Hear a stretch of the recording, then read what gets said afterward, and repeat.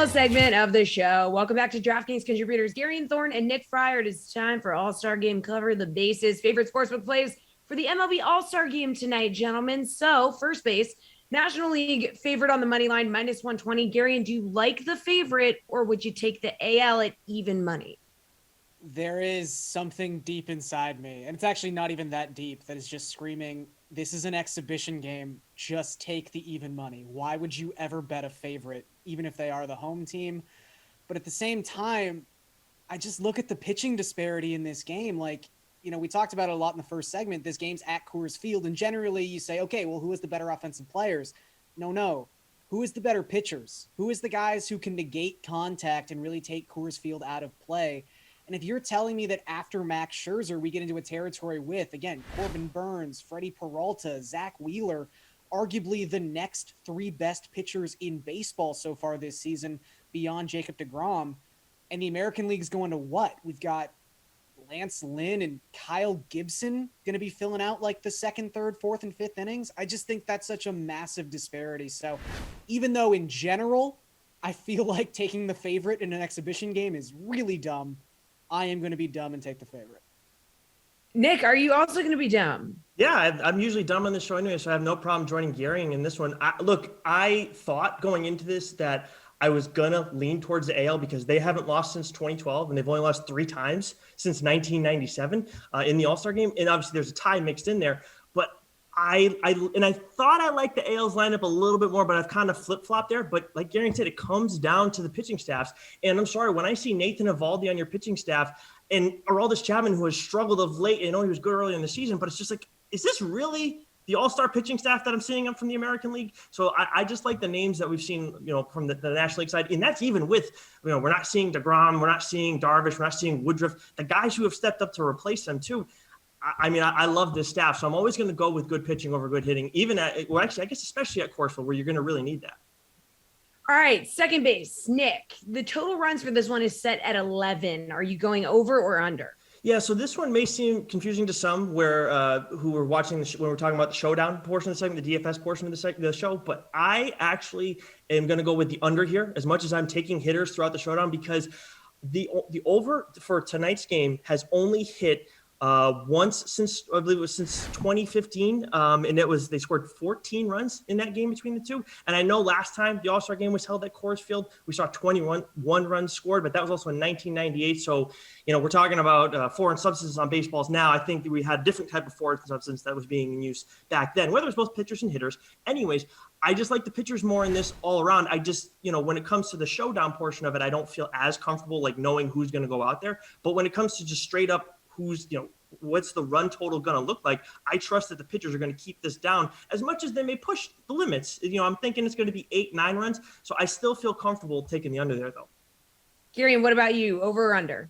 Yeah, I got to back up what Nick is saying here. I think this total is really high, and I get it. It's Coors Field. You're going to have an inflated total. That's just how this thing works. But 11 is a lot of runs for the caliber of pitcher that particularly the National League is going to be rolling out in this game. The hitters are great, but so are the pitchers. So I think when you look at historically in terms of the All-Star game and the total, the under is actually hit, well, in terms of this particular total, the under would have hit in 13 of the last 14 All-Star games. And as Nick alluded to, the one that actually went over in 2015, that game went to extra innings. So it's really hard to score that many runs in an All-Star game when pitchers are of this caliber because, again, once you reach the 5th or 6th inning, think about what sort of transpires there. You lose the starters, so arguably the better offensive players, and now you're just going up against closers for the last half of this game. Maybe 1 or 2 falter, but I just don't see a scenario where this game is like 9-8. I think it's probably more like 5-3 or something in that realm. Okay, third base, guys. We got a special odds boost courtesy of everyone's favorite DK analyst, Steve Buchanan. 3 or more home runs hit in the All-Star game, boosted from minus 133 to minus 120. Garion, given we are at Coors Field, do you like this boost? I mean, you always have to like a boost. If anyone follows the DraftKings Sportsbook on Twitter, you know that boosts never lose, and they always come through. Look, it's a fun one. I think if you're watching the All Star Game, you're really hoping that we have this hit the over. You want to see home runs. You want to see cool things happen.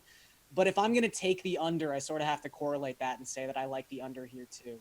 Again, I just think the caliber of pitching the National League is throwing out there. And again, it's not just that they're good pitchers.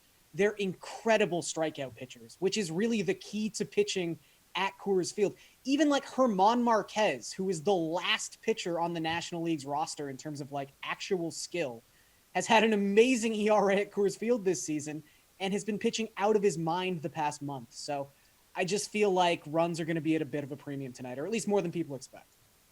So you think Steve is a liar? Nick, yes, of course you do, obviously. Nick, what do you think?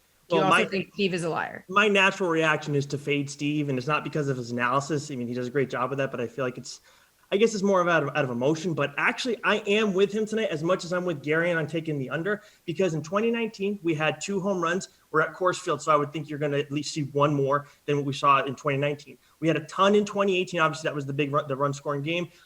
2 in 2017, 3 home runs in 2016, 3 in 2015. So looking at the last 5-6 years, I can't help but think we're going to be right around that. And still, all those years, we're still seeing the under with one exception in 2018. So I still think it's within the realm of possibilities. Just we can't have guys dishing out walks. That's really what's going to come down to. And with most of these pitchers, I would think that's not going to be a problem. So yes, I am going to back Steve's boost as much as like my better mind just says don't do it, but I have to do it here.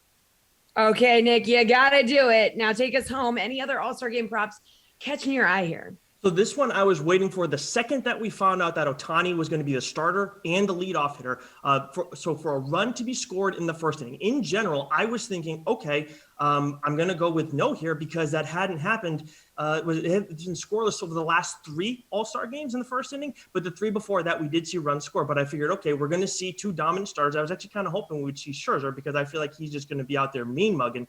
So we got Scherzer. But then Ohtani is the big X factor in all this. And I'm thinking he's either going to be amped coming into this game, which again, if you think that's going to be the case, then you should have him for DFS. If you don't think he's going to be, then I think on the mound, he's going to be a problem. And then either way, he's going to be responsible for a run scored because of what happened last night. That's why with DFS, I can't back him because I don't know which way it's going to be, but I am confident that we'll see a run scored in the first inning, and Shohei Ohtani, good or bad, is going to be responsible for that run being scored.